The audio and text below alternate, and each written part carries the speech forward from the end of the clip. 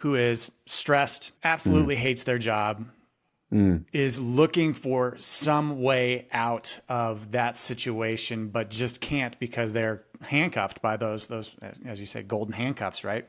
Mm. How can they, one, do the job presently that they're in right now in order to Mm. do everything we've just talked about and do it well for the vision and the glory of God? But maybe, look to potentially level up or change. Is that necessary, or should they stick it out? Wow.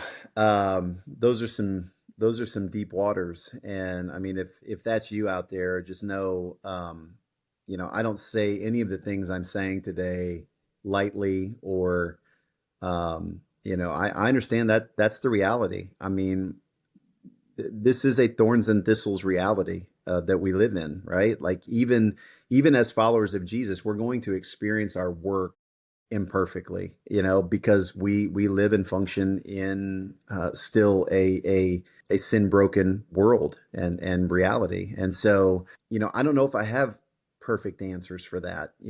I would say first and foremost, and again, I don't want this to sound trite, but I would bring this before the Lord. I think, we need to pray. We need to learn to pray and engage with Jesus on our own, but also bring it to a trusted group of friends, of brothers and sisters in Christ, and ask them to pray with you about that. I don't think the Lord is far off when we call to Him. When our posture is to say to Him, Lord, I don't like this situation. It's not where I want to be, but could you either calm my spirit and give me some sense of peace and purpose here, or would you show me how to move on? Right. I think we often try to white knuckle these things and push through them ourselves, resolve them ourselves. And the Lord wants us to lean back into Him in dependence on Him.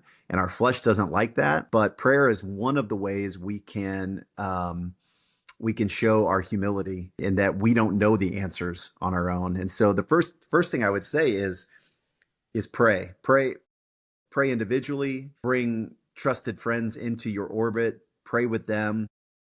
So it is, I think, to some extent, there's a whole lot of things I think that need to happen simultaneously, right? Like we need to get our theology of work right. We need to understand the eternal purpose that is built into all of our jobs. We need to understand the thorns and thistles reality. I think all of those things can give us a sense of peace and purpose, even in an imperfect situation.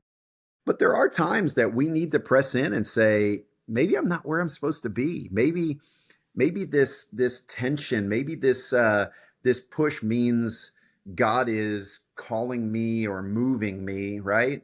I've had those situations in my life, and I look back on the few years I spent in public accounting, and the Lord was shaping me in that crucible. I wish I had been mature enough to see it that way, to understand it in that moment. But there was something in that less than ideal reality that God was doing in me. And so I think sometimes we need to understand that our discomfort is not always a bad thing, that sometimes God is working in that. So sometimes God is forming me and shaping me. Sometimes God is making me uncomfortable because He's trying to get me to move on. But I do understand that a lot of people are in work situations that don't have easy outs, right? And you want to do the right thing. You want to provide for your family, and so you do feel a little at times handcuffed by that. My encouragement is pray a lot, pray with friends, get counsel, um, understand your work reality and theology, learn what the Lord wants from you even in these moments. Let the Lord shape you in these moments, but also ask, are you moving me on? And so I don't have clean, easy, there's not a one size fits all answer, right? Like plug in this formula and it will fix that issue. But I think we were made to depend on Jesus, to lean into one another. And so that would be, I think, my initial encouragement there.